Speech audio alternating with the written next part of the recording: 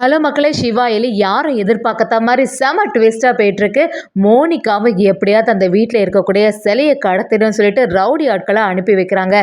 இதை பார்த்துட்டு இருந்த நம்ம கபிலனும் வர்மா நமக்கு தெரியாமலே இந்த ஆட்களை அனுப்பி சிலையை எடுக்க பார்க்குறானான்னு சொல்லிட்டு அதை தடுத்து நிறுத்தும் போது ஒரு கட்டத்தில் கபிலனை கத்தியால் குத்ததுக்கு வராங்க. நம்ம சிவாவும் அயலியும் சேர்ந்து செம அதிரடியாக வந்து கபிலனை அந்த இடத்துல காப்பாற்றிட்டாங்க. அதே சமயத்தில் கபிலனும் எப்படியாவது இந்த அயலியோட உயிருக்கு எந்த ஆபத்து வந்தாலும் பரவாயில்ல, இந்த சிலையை எடுத்துருங்கன்னு சொல்லிட்டு வேற ரவுடி பசங்களுக்கு சொல்லி வைக்கும் போது அவங்க எல்லாருமே அந்த இடத்துல வரும்போது நம்ம சிவா செம அதிரடியாக ஒரு பிளான் பண்ணி அயலியோட உயிரை காப்பாத்திட்டாங்கன்னே சொல்லலாம். ரொம்ப நாளுக்கு அப்புறமா அயலி சிவாவோட மாஸ் பெர்ஃபார்மன்ஸ் இருக்க போதுன்னே சொல்லலாம். வீடியோக்குள்ள போறதுக்கு முன்னாடி நம்ம சேனலுக்கு சப்ஸ்கிரைப் பண்ணிடுங்க. அப்படியே பக்கத்தில் இருக்க பெல் ஐக்கனை கிளிக் பண்ணிடுங்க. அப்பதான் நான் போடுற வீடியோலாம் உங்களுக்கு நோட்டிஃபிகேஷனாக வரும். மோனிகாவை அந்த சிலையை பற்றி விசாரிக்க ஆரம்பிக்கிறாங்க. கண்டிப்பாக அது எப்படி ஒரு சிலை அந்த வீட்டுக்கு வர முடியும், அதில் ஏதோ ஒரு சந்தேகம் இருக்குது அப்படின்னு சொல்லிட்டு சிலையை பார்த்தா நமக்கு ஒரு ஐடியா கிடைக்கும். ஆனால் இந்த இந்திராணி தான் நம்மளை பார்க்கவே விட மாட்டேங்கிறாளே அப்படின்னு நினைக்கிறாங்க. அதே சமயத்தில் சரி, இந்த வீட்டில் இருக்கக்கூடிய ரித்திகாவோட உதவினால நமக்கு இந்த விஷயம் எல்லாம் தெரிய வந்துச்சு. எப்படியாவது யாருக்கு தெரியாமல் அந்த சிலையை கடத்திடலாமான்னு சொல்லிட்டு மோனிகாவும் ஒரு பிளானை போட்டு அந்த இடத்துல சிலையை கடத்ததுக்காண்டி ரவுடி ஆட்களை அனுப்பி வைக்கிறாங்க. அந்த ரவுடிங்களும் ஒரு பக்தர் வேஷத்துல அந்த இடத்துக்கு வராங்க. இந்திராணி கிட்ட வந்து இங்க ஏதோ ஒரு புதுசா ஒரு சிலை கிடைச்சதாமே, ரொம்பவே சக்தி வாய்ந்த சிலையாக இருக்கும் போல், அதனால் நாங்கள் இந்த வீட்டில் பூஜை பண்ண போகிறோன்னு சொல்லிட்டு அந்த ஆட்களும் வராங்க. இதை பார்த்துட்டு இருந்த இந்திரனையும் சரி பூஜை தானே பண்ண போகிறாங்கன்னு சொல்லிட்டு சம்மதம் தெரிவிக்கிறாங்க. ஆனால் இந்த வீட்டில் உள்ள ரித்திகா யாருக்குமே பிடிக்க மாட்டேங்குது. அதே சமயத்தில் அந்த சிலையை எப்படியாவது எடுத்துடணுமே, இப்போ என்ன பண்ணுறதுன்னு அந்த ரவுடி கும்பலை யோசிக்க ஆரம்பிக்கிறாங்க.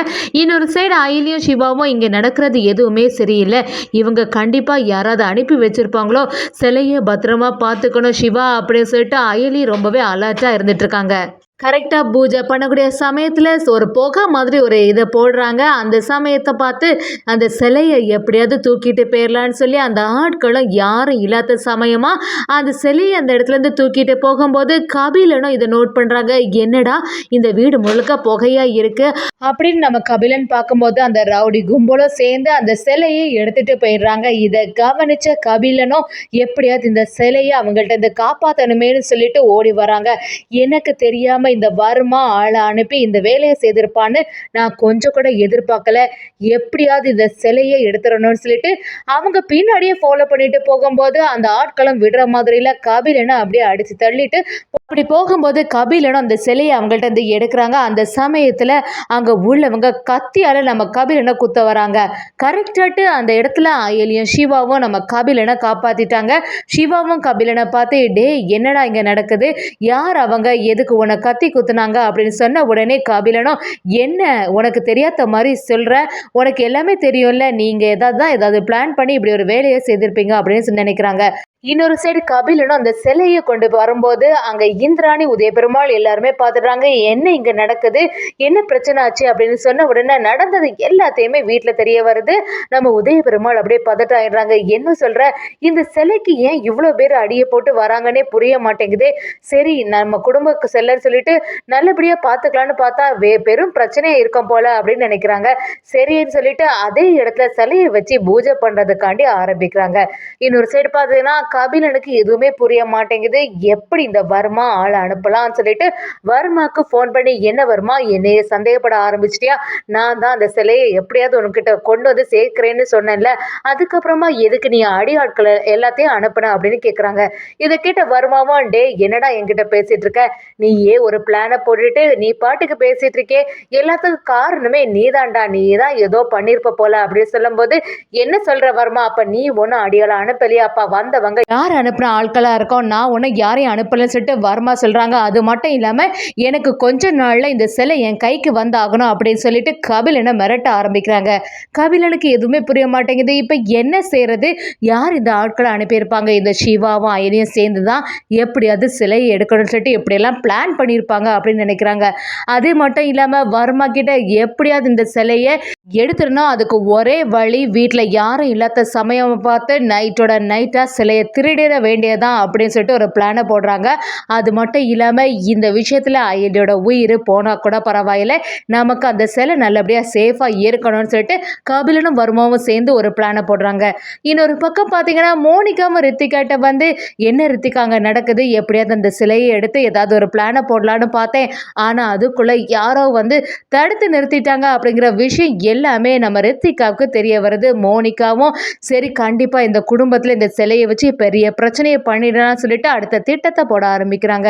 நம்ம சிவாவும் அயலிக்கிட்ட வந்து அயலி நடக்கிறது எதுவுமே சரியில்லை, கூடிய சீக்கிரத்தில் இந்த சிலையை கபிலனோ வர்மாவோ எடுக்கிறதுக்காண்டி ஒரு பிளான் பண்ணுவாங்க, அதுக்கு முன்னாடி இந்த சிலையை நம்ம மாற்றி வச்சிடணும், கரெக்டாக இந்த சிலையை எடுத்துடணும், எப்படி இருந்தாலும் வர்மாவோட கையில் இந்த சிலை மாட்டிடக்கூடாதுன்னு சொல்லிட்டு சிவாவும் அயலியும் யோசிச்சுட்டு இருக்காங்க.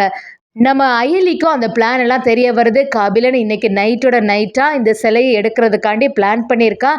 அதனால் ஏதாவது ஒரு வழி பண்ணி எப்படியாவது இந்த சிலையை காப்பாற்றணுமேன்னு சொல்லிட்டு அயலி யோசிச்சுட்டே இருக்காங்க. அந்த சமயம் பார்த்து நம்ம இந்திராணியும் என்ன அயலி ரொம்பவே யோசனையில் இருக்க மாதிரி இருக்குன்னு கேட்கும்போது அயலியும் இந்திராணி கிட்ட வந்து இல்லை அண்ணி, இன்னைக்கு நான் ஒரு நல்லபடியாக ஒரு பூஜை பண்ணலான்னு சொல்லிட்டு யோசிச்சுட்டு இருக்கேன். இன்னைக்கு நைட்டு ஃபுல்லாக நான் முழிச்சு இருந்து இந்த சிலைக்கு நம்ம பூஜை பண்ணலாம் அப்படின்னு நினைக்கிறேன்னு சொன்ன உடனே இந்திராணியும் நீ மட்டும் அப்போ எதுக்கு முழிச்சிருந்து யோசிக்கிற, நாங்கள் எல்லாருமே குடும்பமாக சேர்ந்து அப்படி பண்ணலாமே அப்படின்னு சொன்ன உடனே அது எல்லாம் கேட்குற மாதிரி இல்லை, நம்ம ரித்திகாவும் செல்வனாகியும் அவ சொன்னான்னு சொல்லிட்டு நாங்கள்லாம் எதுக்கு முழிச்சிருக்கணும், நாங்கள் ஒன்று இந்த பூஜையில் எல்லாம் கலந்து கொள்ள முடியாது, அது மட்டும் இல்லாமல் நம்ம குடும்ப சிலைக்கு எதுக்கு அவ பூஜை பண்ண போறா அப்படின்னு செல்வனாகி ரித்திகா எல்லாம் பிரச்சனை பண்ண ஆரம்பிக்கிறாங்க. இந்திராணியும் சாமி விஷயத்தில் எதுக்கு நீங்கள் இப்படியெல்லாம் பிரச்சனை பண்ண போறீங்க, அவள் என்ன கேட்டுட்டா பூஜை தானே பண்ண போறா, அவ பாட்டுக்கு பண்ணிட போறா அப்படின்னு சொல்லிடுறாங்க. இதை கேட்ட உடனே செல்வநாயகியும் ரொம்பவே டென்ஷன் ஆகிட்டு அந்த இடத்த விட்டு போயிடுறாங்க. அயலியோ சிவா கிட்ட இன்னைக்கு நைட்டு அவங்க ஏதோ ஒரு பிளான் பண்ணியிருக்காங்க, கண்டிப்பா இந்த சிலையை இன்னைக்கு நம்ம காப்பாத்திடணும் சீனியர் அப்படின்னு சொல்றாங்க. கபிலனுக்கு எல்லாமே புரிய ஆரம்பிச்சிடுது. இந்த அயலி பிளான் பண்ணி தான் இப்படியெல்லாம் செய்திருக்கா, அவ மட்டும் இந்த இடத்துல இருந்தானா கண்டிப்பா இந்த சிலையை எடுக்க முடியாதே அப்படின்னு யோசிக்கிறாங்க. சரி அயலிக்கு என்ன ஆனாலும் பிரச்சனை இல்லை, இந்த சிலையை எப்படியாவது எடுத்துருங்கன்னு சொல்லிட்டு அந்த ரவுடிங்கள்ட்ட சொல்லி வைக்கிறாங்க. அது மாதிரியே நம்ம அயலி பூஜை பண்ண ஆரம்பிக்கிறாங்க. குடும்பத்தில் உள்ளவங்க எல்லாருமே அயலிக்கு சப்போர்ட்டிவாக இருக்கிறாங்க.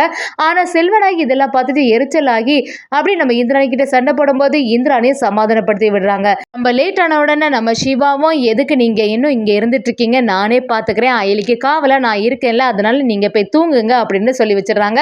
குடும்பத்தில் உள்ளவங்க எல்லாருமே போன உடனே நம்ம அயலி எப்படியாவது இந்த சிலையை காப்பாற்றணுமே அப்படின்னு சொல்லிட்டு யோசிச்சுட்டு இருக்கும்போது ரவுடி கும்பல் எல்லாரும் வர மாதிரி இருக்கு. நம்ம அயலியும் காதில் ஹெட்செட் வச்சிருக்காங்க.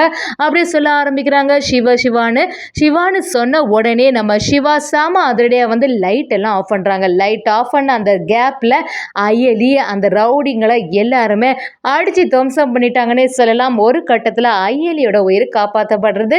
இன்னொரு சைடு பார்த்தீங்கன்னா உதய பெருமாளும் இந்த சிலை என்னைக்கு இந்த வீட்டுக்கு வந்ததோ அன்னிலேருந்து பெரும் பிரச்சனையாக தான் இருக்குது. அதனால இந்த சிலை இனியும் வீட்டில் இருக்கிறது சரியே இல்லைன்னு சொல்லிட்டு நம்ம உதய பெருமாள் ஒரு முடிவு எடுக்கிறாங்கன்னே சொல்லலாம்.